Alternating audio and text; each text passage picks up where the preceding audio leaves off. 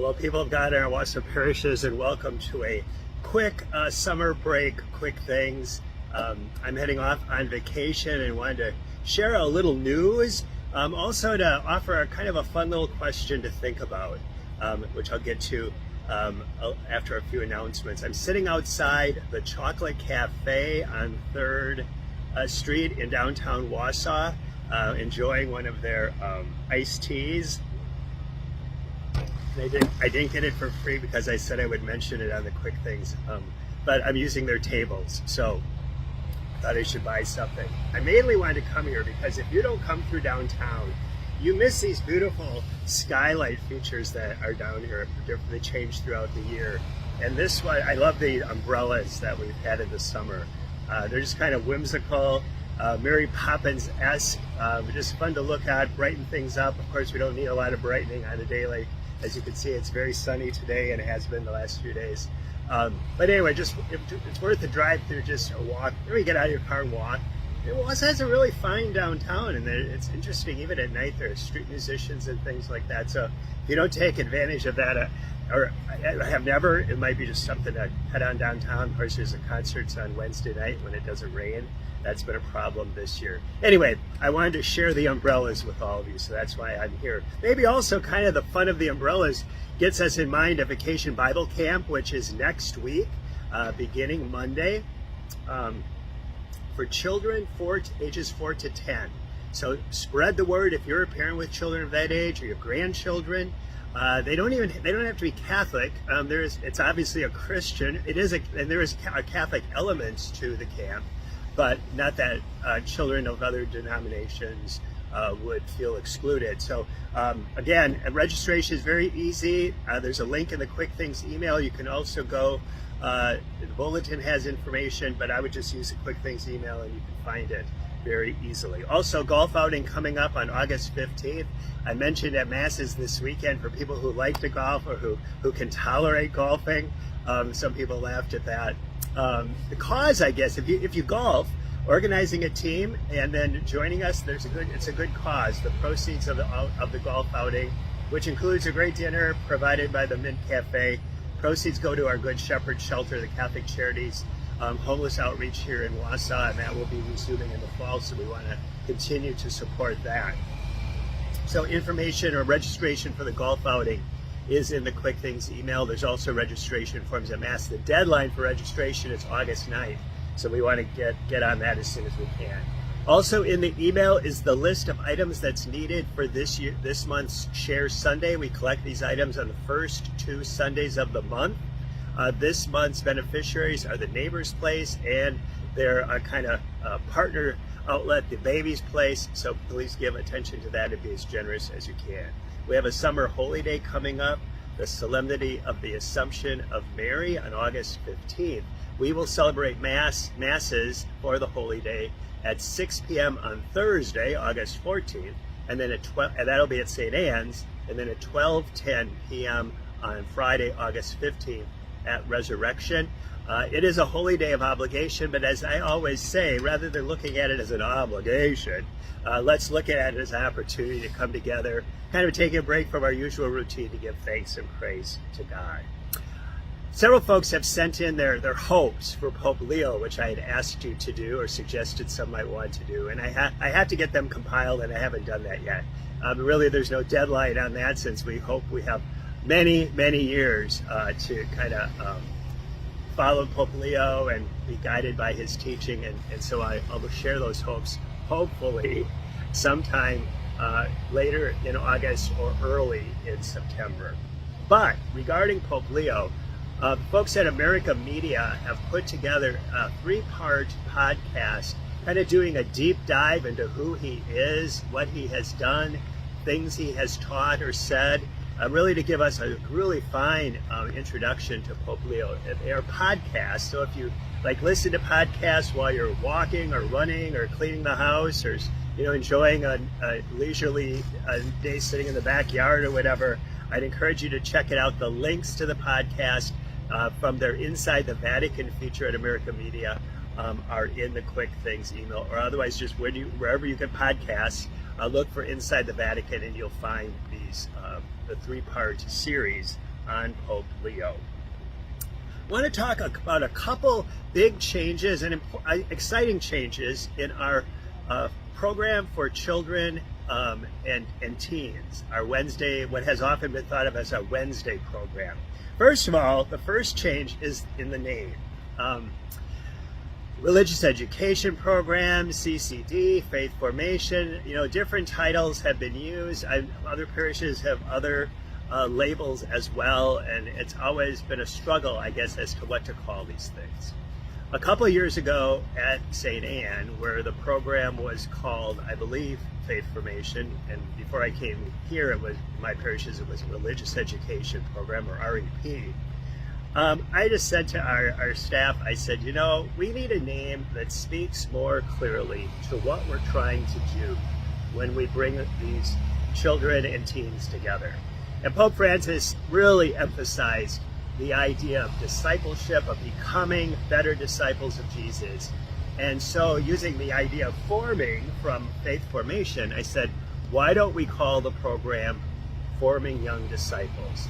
And the general overarching aspect of that for the entire parish would be disciple formation. So we are all being formed as disciples. The program we had this week on Hope of the Martyrs was a disciple formation activity, as well as a Jubilee Year of Hope activity. They were all being formed in discipleship. When we worship, when we live, as we live the gospel, as we offer service to one another, we honor our commitments of marriage, etc. We are being formed as disciples. So I suggested we change the name of the program at St. Anne to Forming Young Disciples, and that's what happened, and that's what we're going to do at Eastside parishes as well. This is not a St. Anne thing. As I just said, this was a decision I made. So it's a Father Tom thing, and sometimes when new pastors come in, when I went to, I was pastor at Newman Parish in Stevens Point, and then I became pastor of St. Stan's, and a couple times people would say, oh yeah, another Newman thing we have to do. I said, no, this is a Father Tom thing. But I hope I've explained why it's a good change. It's more pertinent to what we're trying to do, and that is forming young disciples of Jesus and the gospel. So that's the first exciting change, or at least meaningful change, I would suggest. The ones that really affect us most, or the one that'll affect all our parishes, is that we're offering an afternoon program for children in grades kindergarten through 5th grade. There will be an afternoon program starting at 4 p.m. at St. Michael's on 4 p.m. Wednesdays at St. Michael. We'll have a little snack, we'll have some prayer time, hopefully in church, and then go into the grades. Parents of any of our parishes, Eastside parishes, Resurrection St. Michael, and St. Anne, can choose between the afternoon program at 4 o'clock or the evening program at 6:30, which will be at St. Anne. So there's been talk among parents hoping to have an afternoon program. For several years I've heard that, and we're glad to offer that afternoon option, again, for parents, for families that it can work, that want to kind of take advantage of an earlier opportunity for that Forming Young Disciples program. Now, with what I just said was also another exciting development, and that is for Eastside parishes, we will begin offering a kindergarten or opening program to kindergarten children. Many experts suggest that is really a good age to really introduce children to Jesus, to the saints, to learning more of how to pray, of being still, maybe just even being in church. And so my parishes have always had a kindergarten program, and so I'm glad that we can expand that to Eastside parishes. And hopefully with kind of bringing a larger mass of children together, we'll have a good number of kids in all of our grades. We've had to combine some grades before at Eastside parishes, so I'm hoping we can have separate classes for each grade, with catechists speaking to that grade level, that understanding of faith. So offering the Wednesday afternoon option, kindergarten for everybody, and then also the middle school program, that's for grades 6, 7, and 8, will continue to be offered on Wednesday night, but it will be offered at St. Anne. So we're bringing all of our middle schoolers together, again, hopefully hoping for a larger group of kids who can then have a more dynamic conversation in small groups, just a more engaging experience of those programs. We've had some pretty small classes, like 4 or 5 kids in all 3 of those grades. So it'll just be better to bring as many as we can together and have a more dynamic experience on Wednesday nights at 6:30 for middle school kids. And then our high school program, which we moved to Sunday night last year for everybody, that will continue on Sunday nights. Mass at 6 p.m. at St. Anne, and then the program from 7 to 8. That'll include high school 9 and 10 for sure. 11 and 12 are welcome to join as well. And confirmation formation will be offered on those Sunday as part of those Sunday night gatherings as well. All of the sacramental preparation for second graders, reconciliation and first communion, will happen in the parishes as it has in the past. Although we also found last year with parents who couldn't make it to one parent night would come to the other parish's parent night. It's the same content, and we've been doing a combined confirmation celebration for many years. So doing the preparation for that, the formation together, isn't a big leap. There'll be more about parents. Will get a lot more information about this in a mailing, an email that will be coming to them very soon, or maybe has already. But I wanted to give everybody a heads up on some good, important changes that are happening in our Forming Young Disciple program. Finally, the fun thing to think about. So I meet with all new parishioners for our parishes, and there are 2 parts to the conversation, as I explained to them when we start out. One is for me to talk about the parish and to talk about, what are the expectations of parish membership. Many of the people who join are joining a parish for the first time. And so to talk about stewardship of time and talent and stewardship of treasure, and kind of giving folks, especially if they're brand new to parish membership, kind of an idea of how do we determine what to give in terms of a financial contribution to the parish. But I also always begin by letting them tell a bit of their story and what led them to join our parish. So this young couple with a new daughter, maybe 9 months old. So they moved to Wausau a year or so ago, or whenever it was. And I said, so why did you move to Wausau or Wisconsin? They had come from Texas. And they said, well, the husband had just finished military duty in Texas, and the wife is a nurse, so she thought she could be employed anywhere. And they just thought, where, in all the 50 states, where would they want to live? And they chose Wisconsin. And I said, and may I ask why? Well, they like to be outdoors. They didn't want the heat of Texas and maybe some other things that were disagreeable there. They wanted lakes. They wanted forests. They just wanted whatever they liked. They thought they would find or had found in Wisconsin, and so we were their choice. And so far so good. They think they made a good decision. But that led me to think about, if you had no obligations and you could just start from scratch, what state would you move to? And I've always been intrigued by Maine, but only the coast of Maine. I don't want to live upstate in Maine. I just don't need that. But I'm not a fan of winter, and obviously I would endure winter in Maine. I like Minnesota and Michigan, but they're not very different than Wisconsin. I like Door County, but I don't know that I would want to live there or what I would do if I lived there. It's a nice place to visit because it's a very different place from even Wausau in many ways. I thought of North Carolina, but I've never been there, so I'd have to kind of see how that would work. So I don't know. I guess I probably would stay in Wisconsin, although a warmer climate does seem appealing. That was what North Carolina might provide. But something for maybe to think about, just have some fun. I like the idea. I've always thought about Newfoundland in Canada as being an interesting place to live, especially if you know the story of Come From Away, and on September 11th, 2001, when jets landed at Gander, Newfoundland from all over the place because they were grounded, remember, and the people of that village, of that city Gander, just were extraordinary in their generosity to the hundreds of people who are suddenly flooding their city. But that would mean even more winter than we have here. So I guess Gander's not going to happen either. Regardless, I'm not going anywhere, but I thought it was a fun thing to think about, and I really kind of admire this couple, kind of looking at that opportunity. You know, we can make this move now. You know, the child is young; they don't have roots of school or things like that. Their occupations allowed it, and just to have that kind of that, to give that, to have that opportunity and to make that decision, to make that call, of taking a big leap, going somewhere new. So something to think about. What state would you want to move to if you could? I want to conclude with a traveler's prayer.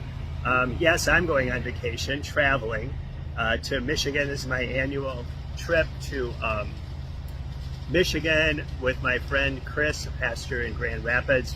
For over 25 years, we've gone to his family's cottage on Trout Lake in central Michigan. So we'll be doing that again. But I'm offering the traveler's prayer not just for myself. I know others are traveling as well to vacations and reunions and things like that. So, and we're always traveling in some way, right, on the journey of faith. Bless me, Lord, as I begin this adventure. Open my eyes to see you and the people I will meet. Open my ears to hear your word in new and surprising ways. Open my hands to be your blessing in whatever situation I find myself. And open my heart to receive you wherever I may go. Protect me from harm as I travel, and give your wisdom to those I rely on for my safety. When my travel is ended and my journey complete, bring me home again, renewed by your love. Amen. Hey everybody, I forgot in my conversation or talking about the Forming Young Disciples and the different opportunities, exciting enhancements that we have coming up this fall, I forgot to mention that, as always, we hope that there are parishioners who might assist in our Wednesday night and Sunday evening programs, working with young people of our parishes, grade school children, middle school, and high school. So that would involve catechists who are the teachers in the classrooms. And don't presume you can't do that. There's good resources to help you do it. I've done it. If I can do it, you can do it too. Also, and I did it before I was in the seminary, before I was a priest. It was one of the first things I did actually in parish ministry. We also need aides, people who assist the catechists in the classrooms. That's an important role in various ways, various tasks that are part of that. And then also in the upper grades, we have small group leaders who help engage the teens in discussions that are part of our gathering. So that's to the last part about small group leaders. We have a conversation with John Schmidt, who helps coordinate our Forming Young Disciples in the middle school, or he does coordinate it in middle school and high school. And one of the small group leaders, Nate Yankee. And so John and Nate are going to talk a little bit about what that entails, and you'd have a better idea whether you might join them in this important ministry. Well, good afternoon, evening, good night, whatever time of day you may be watching this, friends of St. Anne Parish, Eastside parishes, and the communities all therein. My name is John Schmidt. I serve as co-director of disciple formation for middle school and high school of our parish communities, and I have with me Nathan Yankee. Tell us about yourself. Where did you grow up? What's your story, Nathan? Yeah, so I grew up in Wausau, Wisconsin. I went to St. Anne's from birth all the way out to university. After I went away to University of by Minneapolis, and then I ended up coming back and joined back up with the parish. Okay. So that said, you joined up back with the parish, that sort of thing. Yep. I saw you and your family sitting in the corner over by the choir at St. Anne. Yeah. I've known your family, your parents and your brothers, and not so much your sister, but so once upon a time, your mom and dad were coming into the parish, I believe, one day, and I said, "Hey, what about your son? Tell me about him," and all that sort of thing. So tell me about that interaction from what mom approached you saying John wanted to get coffee with you that one day. Yeah, so I got a call from my mother that night, right? And she was saying that this guy, John Schmidt, had come up to her at church and had said, "Hey, about your kid, I see him sitting by you, and tell me a little bit about him, and what brings him back this way, and so on." And so she said, "Well, he'd be really interested in sitting down with you and talking to you about some stuff." And I was like, "Oh, what did I do something wrong or whatever?" And she was like, "Oh, no, it was." She said, I can't remember exactly how she described it, but it was something kind of a positive vibe to it. But then I got in contact with you. I don't remember if I think she gave you my email yep. and phone, right? Yep. Yeah, and then through email and phone, we ended up coordinating a sit down, I think a couple of weeks after that. Yeah. So that said, tell us what you've all jumped into. We're here on site in Abbotsford, Wisconsin, helping out for Neighborhood Catholics in Service. But how has that immersion for you been since we had that coffee chat? Well, it's been great. I know originally I started helping out with the, it's not called CCD anymore. But that's a taboo word now. Okay, sorry. Middle school youth ministry. Middle school youth ministry nowadays. So I started helping out with that a little bit towards the end of the year, but obviously that ends for summer, and so then it's going to start up back again in fall. I'd like to join up with that again. But and then there was this opportunity where we had a little bit of additional space to help with the middle schoolers here, and I really enjoy working with kids. I work with kids pretty extensively through the martial arts, and I thought that this would be a really great opportunity to get involved with the parish and help out with some of the youth and get them excited about participating more broadly in the community. Excellent. So tell me about this experience then of Neighborhood Catholics in Service. You're taking PTO, by the way, from your day PTO. job That's for true. this. Yes. What so motivated you to take that initiative after my now 2 asks of would you be willing to help out on Wednesdays for middle school youth ministry, to would you jump in for a week for this stay-at-home service experience? Yeah, well, I mean, I usually take a week off of work during summer to kind of tidy up around the house or, do the things that I don't always do, right? But you asked the question, and it was kind of perfect time for me to take a week off anyway, and I figured, I could be really ambitious again and get a few things done around the house, or I could probably get a lot more done helping out in the community through this. So I decided that this would be probably a better use of my my summer vacation, so to say. Cool. Yeah. So Nathan, tell me now more about your why. You said you jumped in, you're wanting to experience more of, you could do stuff around the house to self-serve yourself, but as a single young guy, that sort of thing. Tell me about the takeaways, your experience of this week so far of Neighborhood Catholics in Service, your experience so far of helping Wednesday nights with our middle school friends. Yeah, well, so I think it's super important to get involved with the youth, right? To demonstrate to them that it is important to kind of give back once you're in a good place, to be able to give back into your community, because you kind of, you go through different phases in life where you're kind of more consumptive. But I got into a point where I was in a position to give back, and I really was motivated to do that. And I thought that this would be a really great opportunity to do so. I know that a lot of the kids here, they're fantastic kids. They're a really great group. There are a whole bunch of different personalities and different dynamics between the different ones. I know we kind of mix them up so they're not always with their immediate friend group. Because yes, NCIS is our collaboration, by the way, right, of all the parishes of the Wausau Deanery area. So just that great way of mixing and mingling. Mix and match, kind of kids from all over, right? So they make new friends, and they kind of, you get a little bit some of the more quiet kids, a little bit of the louder kids, and they kind of come out of their shell a little bit more as the week goes on. Really get to know them and their story, and each one of them is unique and is going to take that unique kind of path through life. But you can help inspire them at least a little bit, just show them that as an adult in the community, that you have the ability to give back, or even as a youth, they have the ability to give back to their broader community. If it's as simple as putting bread loaves into a trunk, or pulling weeds, pulling right? weeds at our neighborhood needs Catholic to church. Get done, right? Yep. So. And then you have that opportunity too. I was just talking with one of the kids, like you had mentioned about like the stock market, right?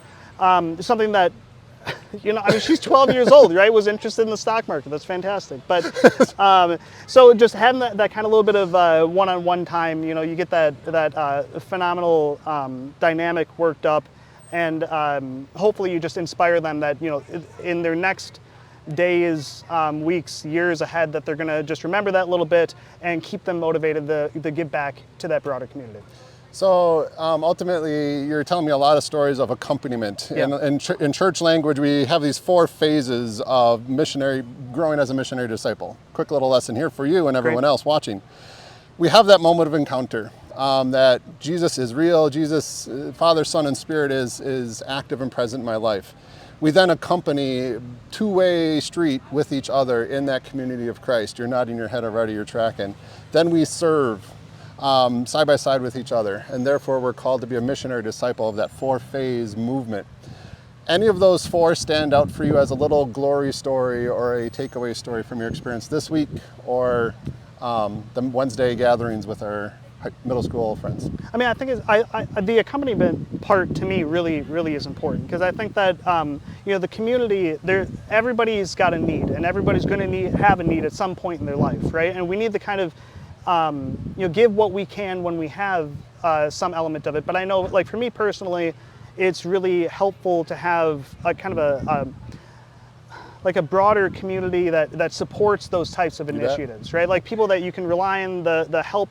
You get that first step, get involved with things, and then to opportunities, like NCIS, I don't know if I would be able to coordinate this whole thing, so it's great that you do, because I certainly wouldn't. We pull it together. Right, and so then having that opportunity and being able to get out into the community, and that I think is really valuable. Excellent. Tips or advice, reasons why people should say yes to our fellow parishioners of jumping in like you did? I mean, it's a lot of fun. I gotta say, it's been spectacular, and you meet just a lot of the kids, and they're seeing them get involved and kind of come out of their shell and become their own person in the community, and seeing them help out and jump right in, and it's just. It was an extremely personally rewarding experience to get involved in this, I'd say. So even from a selfish motivation, for me personally, it's been great. But then also, my hope is that in so doing, I can demonstrate to them that, once you kind of pass that threshold into adulthood, maybe you can take on that mentorship role as well. Awesome. Anything you want to add of your experience so far? It's been great. Awesome. So, happy to be here. Thank you for sharing. Much appreciated. Thank you.